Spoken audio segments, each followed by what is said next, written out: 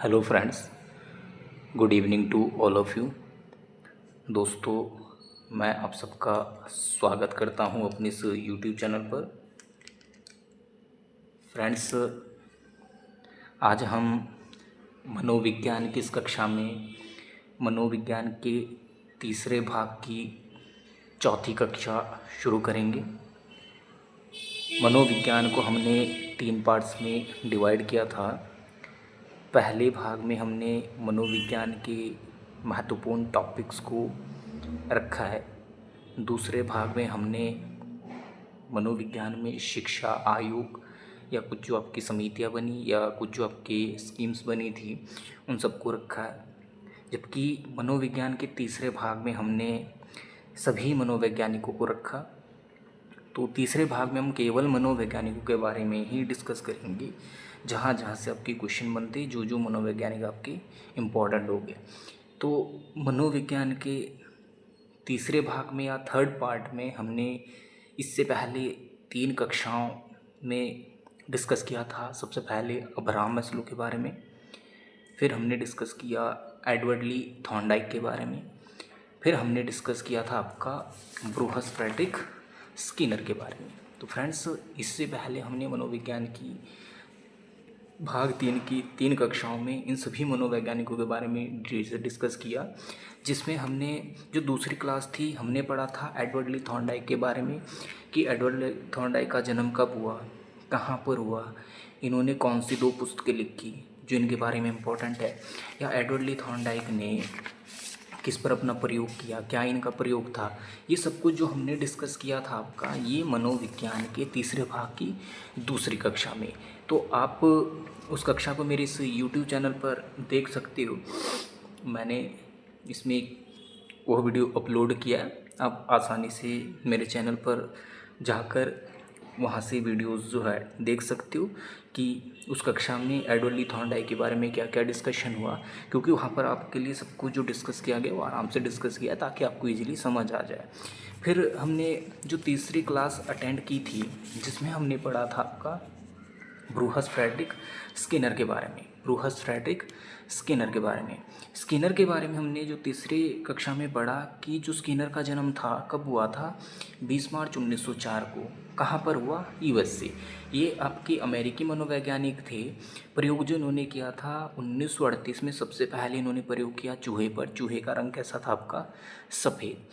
इसके बाद 1943 में इन्होंने प्रयोग किया था कबूतर पर, लेकिन जो इनका प्रसिद्ध प्रयोग था वो किस पर था? सफ़ेद चूहे पर।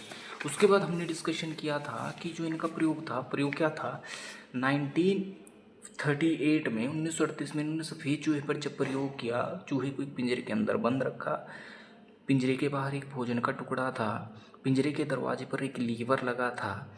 जैसे ही चूहे को भोजन दिखाई देता है, चूहा पिंजरे के अंदर इधर उधर भागना शुरू करता है। इधर उधर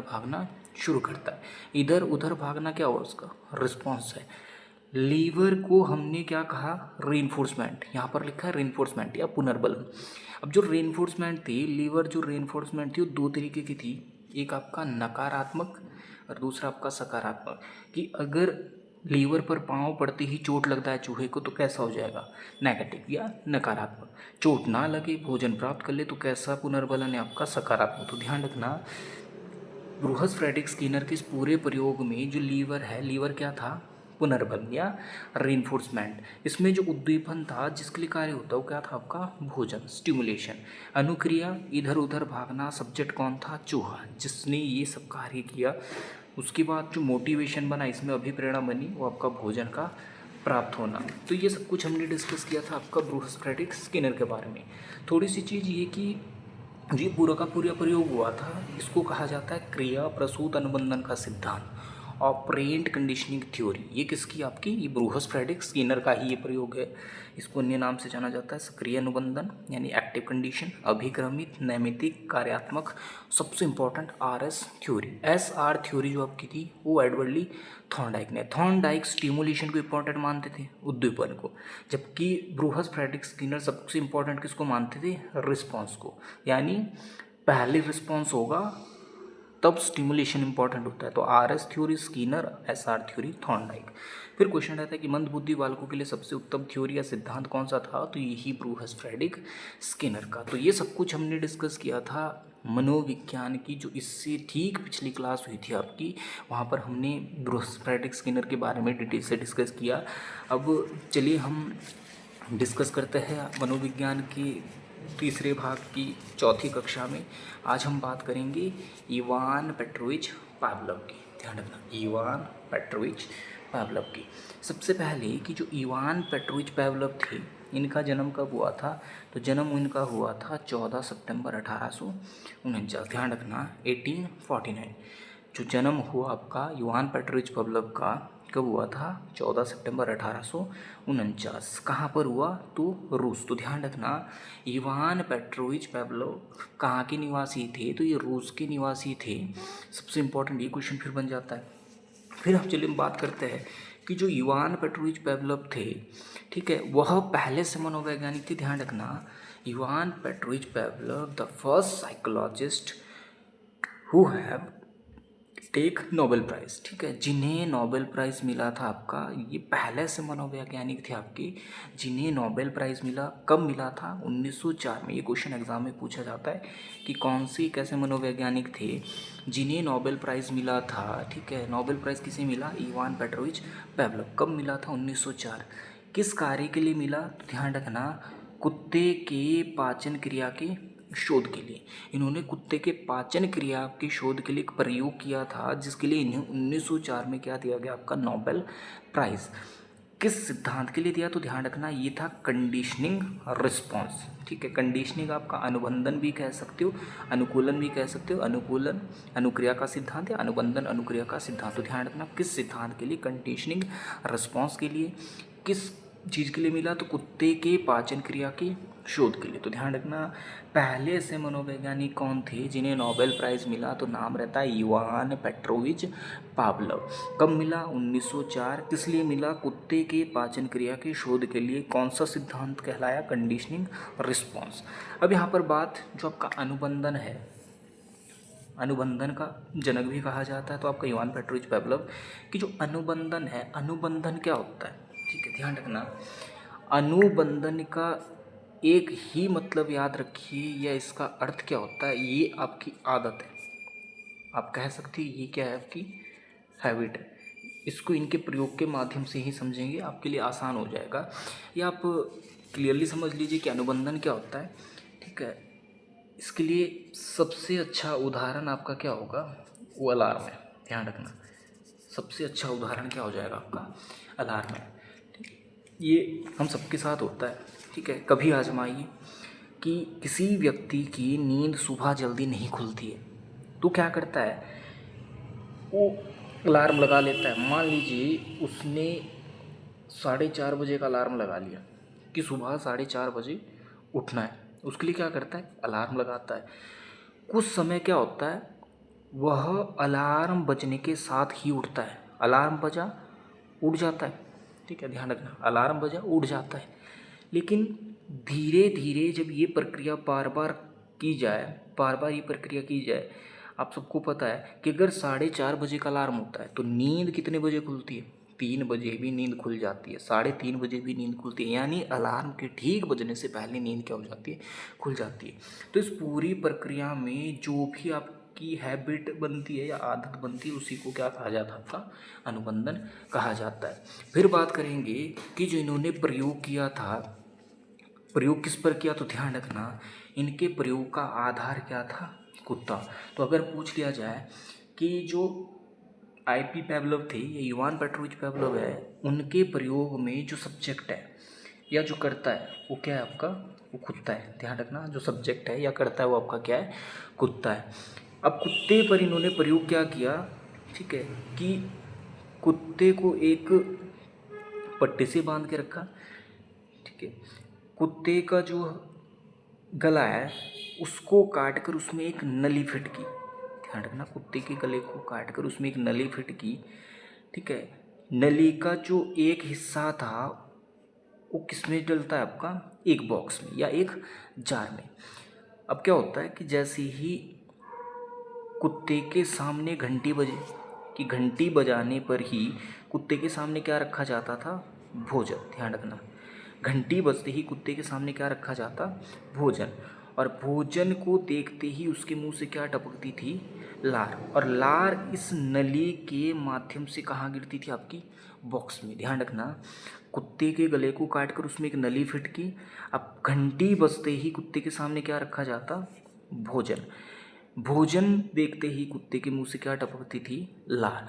और वह लार नली के माध्यम से कहाँ गिरती थी? एक बॉक्स में। ठीक है, अब यही प्रक्रिया क्या हुई? बार बार दोहराई गई। अब बार बार प्रक्रिया दोहराने के बाद कुत्ते को उस चीज़ की क्या हो गई? आदत, यानी क्या हो गई? उसकी हैबिट। अब क्या हुआ कि कुछ समय बाद कुत्ते के सामने केवल क्या बजी? घंटी। भोजन नहीं रखा गया, लेकिन घंटी बजते ही कुत्ते के मुंह से क्या टपक गई? लार। और कहाँ गिर गई? बॉक्स में। क्योंकि कुत्ते को किस चीज़ की आदत हो गई थी? घंटी की। कुत्ते को पता था कि जैसे ही घंटी बजेगी उसके सामने क्या रख दिया जाएगा? भोजन। ठीक है, लेकिन अब क्या होता है कि घंटी तो बजती है लेकिन भोजन नहीं रखा जाता है, और घंटी बजते ही कुत्ते के मुंह से जो लार है वो डायरेक्ट कहाँ चली जाती है? बॉक्स में। और इस पूरी प्रक्रिया का या इस पूरे प्रयोग का जो आधार था, वो आधार किसे कहा जाता? आपका ध्यान रखना, वो पूरा आधार था आपका अनुबंधन, यानी आपकी कंडीशनिंग। ठीक है, तो ये भी पूछ लिया जाता है कि पेवलोव के सिद्धांत का आधार क्या है या प्रयोग का आधार क्या है? तो ध्यान रखना, प्रयोग का आधार क्या है? अनुबंधन या कंडीशनिंग। अब यहाँ पर ध्यान रखना, यहाँ पर आपके कुछ एक टर्म जो इम्पोर्टेंट होती है, जैसे आपका CS। ध्यान रखना, ये क्या आपका CS का मतलब है कंडीशनिंग स्टिमुलेशन, यानी जो बनावटी आपका उद्दीपक होता है। कंडीशनिंग क्या होता है? जो चीज़ आप बनाते हो, उद्दीपक तो है लेकिन कैसा? आपका बनावटी है। जैसे आपका UCS है, ध्यान रखना, जैसे आपका UCS है। UC का मतलब क्या है? अनकंडीशनिंग स्टिमुलेशन है। ध्यान रखना, अनकंडीशनिंग स्टिमुलेशन, यानी जो आपका स्वाभाविक उद्दीपन है। फिर आपका CR है। CR का मतलब क्या है? Conditioning response. कंडीशनिंग रिस्पॉन्स, ठीक है, यानी जो आप कह सकते हो कि बनावटी अनुक्रिया होती है। ठीक है, और दूसरा आपका, या कह सकते हो आप, सब्जेक्ट ही आपका एक तरीके से CR। ठीक है, दूसरा आपका अनकंडीशनिंग रिस्पॉन्स, यानी जो आपका स्वाभाविक तौर पर रिस्पॉन्स हो सकता है, अनुक्रिया हो सकती है। अब यहाँ पर अगर बात की जाए कंडीशनिंग स्टिमुलेशन की, तो इनके प्रयोग में जो कंडीशनिंग स्टिमुलेशन है वो आपकी क्या है? घंटी है। ध्यान रखना, इनके प्रयोग में कंडीशनिंग स्टिमुलेशन क्या है? घंटी है। क्योंकि घंटी क्या थी? एक बनावटी था। ठीक है, उद्दीपन तो घंटी भी है लेकिन ये कैसा है? ध्यान रखना, ये बनावटी है। लेकिन अगर UCS की बात की जाए तो UCS क्या हो जाता है? आपका भोजन। ध्यान रखना, UCS क्या है? आपका भोजन। ठीक है, मैंने यहाँ पे लिख के रखा है कि जो घंटी है वो क्या? आपका कंडीशनिंग स्टिमुलेशन। जो भोजन है वो आपका अनकंडीशनल स्टिमुलेशन। स्वाभाविक सी बात है कि जो अनकंडीशनल स्टिमुलेशन होता है कि ऐसा उद्दीपन जिसको देखकर स्वाभाविक तौर पर लार टपकती है। एक इंसान के सामने अगर भोजन रख दिया जाए, उसके मुंह से वैसे ही लार टपकती है, लेकिन जो उसके लिए, कुत्ते के लिए बनावटी था वो क्या थी? घंटी। क्योंकि घंटी के बजने के बाद ही क्या उसके सामने रखा जाता? भोजन। अब जो CR था, CR आप कह सकते हो सब्जेक्ट है, कंडीशनिंग रिस्पॉन्स करता था आपका, वो कौन था? वो कुत्ता है। तो ध्यान रखना, CR इसमें क्या आपका? कुत्ता है। और अनकंडीशनिंग रिस्पॉन्स जो आपका होता है, UCR होता है आपका, वो क्या है? लार का टपकना, यानी स्वाभाविक है कि भोजन को देखकर कुत्ते के मुंह से क्या टपक जाती है? लार। तो ध्यान रखना, UCR आपका क्या है? लार। ये पूछा जाता है। CR आपका क्या है? कुत्ता। UCS क्या है? भोजन। और CS क्या आपका? घंटी। तो अब ध्यान रखना, अगर पहला क्वेश्चन आपका बनता है कि अगर एक आपका कंडीशनिंग स्टिमुलेशन, दूसरा आपका अनकंडीशनल स्टिमुलेशन, यानी घंटी, भोजन, कुत्ता और लार, अगर ये पूरी की पूरी एक प्रक्रिया है तो ये पूरी की पूरी प्रक्रिया कैसी हो सकती है? अनकंडीशनल होंगी या कंडीशनल होंगी? ध्यान रखना, ये हमेशा कैसे होगी? अनकंडीशनल, यानी स्वाभाविक है। फिर ध्यान रखना, दूसरा जो लाइन है कि अगर आपके पास एक UCS है, UCS क्या है? अनकंडीशनल स्टिमुलेशन, यानी भोजन, एक आपका CR है यानी कुत्ता, और एक आपका UCR यानी लार। भोजन, कुत्ता और लार, कुत्ते की जो लार टपकती है भोजन को देखकर, ये स्वाभाविक है, अनकंडीशनल है। अगर आपके पास कंडीशनल स्टिमुलेशन यानी घंटी और ये केवल कुत्ता, तो ये सब कुछ कैसी आपकी कंडीशनल है। इसको याद रखने का सीधा तरीका ध्यान रखना, अगर इस प्रकार की किसी भी क्रिया में अगर एक भी टर्म यू वाली होती है आपकी, ध्यान रखना, अगर एक भी टर्म यू वाली होगी तो आपकी प्रक्रिया ही हमेशा कैसी होगी, अनकंडीशनल ही होगी, यू वाली ही प्रक्रिया बन जाती है आपकी। हाँ, अगर यू वाली आपकी एक भी चीज़ नहीं है, आपकी सारी चीज़ें कैसी, सी, कंडीशनल स्टिमुलेशन या कंडीशनल रिस्पॉन्स, तो आपकी प्रक्रिया ही कैसी होगी, हमेशा अस्वाभाविक होती है, ठीक है, बनावटी होती है।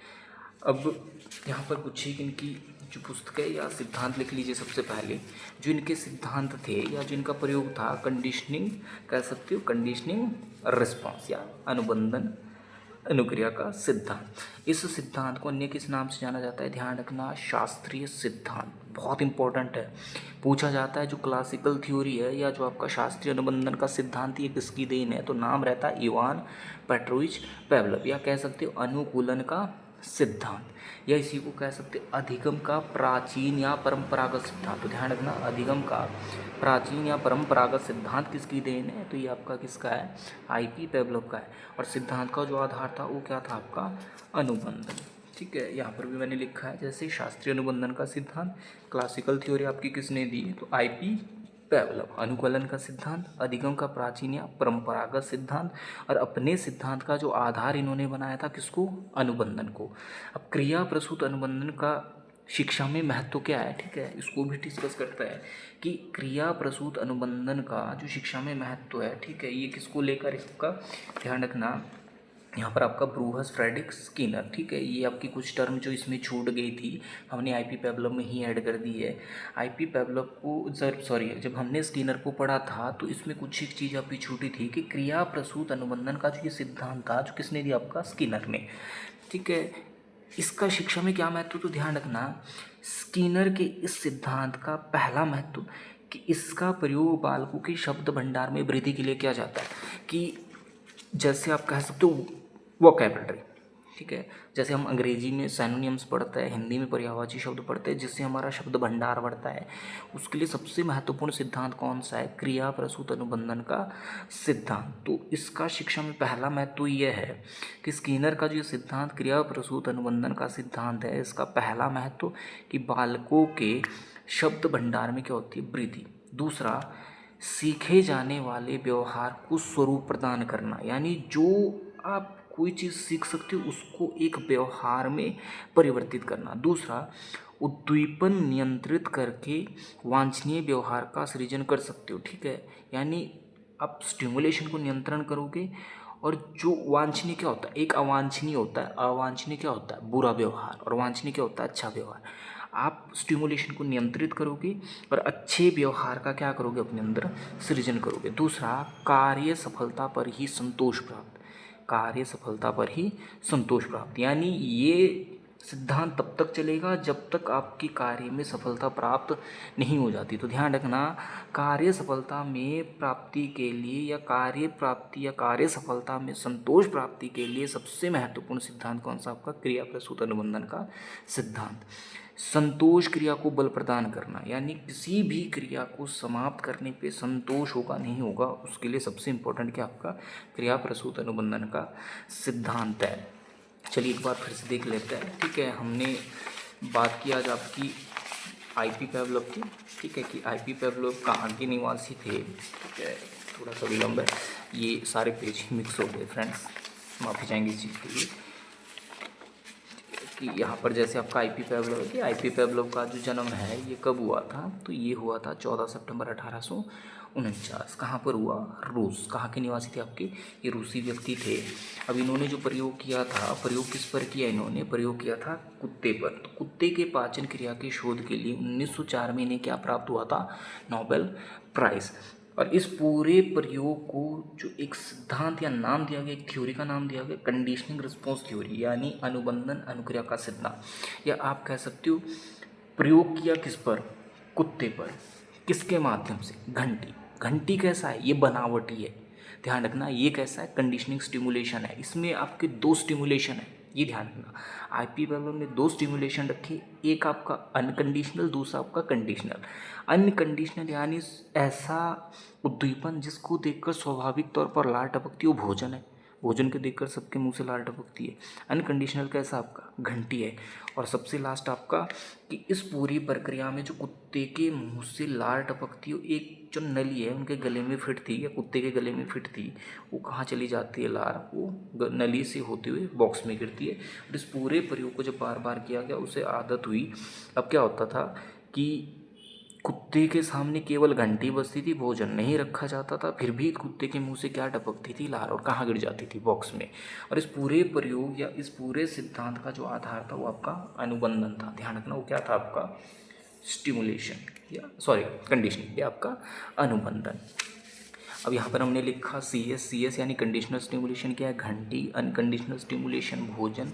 फिर आपका जो CR है कुत्ता। फिर आपका UCS आपका लार। तो ये था आपका आईपी पेवलोव का सिद्धांत। आईपी पेवलोव के इस सिद्धांत को हमने डिटेल से डिस्कस किया।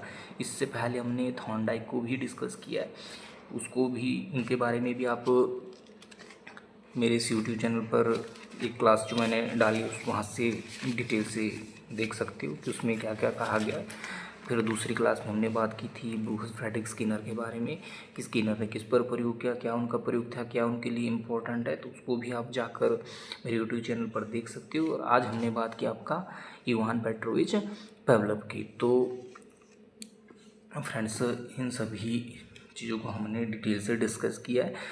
मनोविज्ञान के भाग 3 में हमने अब तक 4 कक्षाओं में सबसे पहले बात की अब्राहम मैस्लो की, फिर हमने बात की एडवर्ड ली थॉर्नडाइक की, फिर हमने बात की आपका ब्रूस फ्रेडरिक स्किनर की, और आज हमने बात की आईपी पेवलोव की। जबकि पहले भाग में हमने बात की थी मनोविज्ञान की, शिक्षा मनोविज्ञान की, हमने बात की थी अभिप्रेरणा की, हमने बात की अधिगम की, हमने बात की भाषा विकास की, हमने बात की पर्सनैलिटी की। तो 6 टॉपिक हमने उसमें भी डिस्कस किए हैं। बाकी बचे आपके उसमें अब भी 10 से 12 टॉपिक आपके बचते हैं जो इम्पोर्टेंट है, उसके बारे में भी डिस्कस करेंगे। जबकि भाग 2 में हमने अब तक एक ही क्लास को डिस्कस किया है, जिसमें हमने बात की थी आपकी लॉर्ड मैकाले की विवरण पत्र की। लॉर्ड मैकाले ने अपना विवरण पत्र कब जारी किया, क्यों जारी किया, लॉर्ड मैकाले भारत क्यों आए, उनका भारत आने का क्या कारण था, ऐसी क्या ज़रूरत आनी पड़ी कि उन्हें भारत आना पड़ा, तो सब कुछ हमने वहाँ पर डिस्कस किया है। तो अंत में फ्रेंड्स वही कि इस वीडियो को ज़्यादा से ज़्यादा लाइक करें, शेयर करें और चैनल को सब्सक्राइब करना ना भूलें। इसमें आपका बेल आइकॉन का एक बटन है जो घंटी की शेप का होता है, उस पर भी ज़रूर क्लिक कीजिए। बाकी चैनल को आप सब्सक्राइब करोगे तो मेरी हर एक वीडियो जो है आपको प्रोवाइड हो जाएगी, आप आसानी से उसको देख सकते हो। वहाँ से जो भी आपको जानकारी प्राप्त होगी आपके लिए बहुत बेनिफिशियल होगी। आप वीडियो को शेयर करोगे तो ये हर एक उस छात्र तक पहुँच सकती है वीडियो जिसको साइकोलॉजी और मैथमेटिक्स की नीड है। तो अंत में ज़्यादा समय नहीं लेंगे, वीडियो को यहीं पे समाप्त करते। आप सभी का बहुत बहुत शुक्रिया, धन्यवाद।